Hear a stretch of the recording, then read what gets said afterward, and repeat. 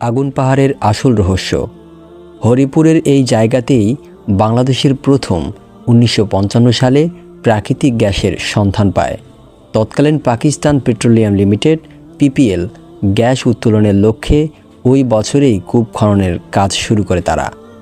কিন্তু গ্যাসের অতিরিক্ত উচ্চ চাপের কারণে বড় ধরনের বিস্ফোরণ ঘটে। ভূমিধসের কারণে এই জায়গায় পুকুরের মতো গভীর গর্ত সৃষ্টি হয়। আশেপাশের ছোট টিলার পাহাড়গুলোর মধ্য দিয়েও গ্যাস নির্গত হয়, যার কারণে এইখানে অনেক জায়গাতে আগুন জ্বলতে থাকে।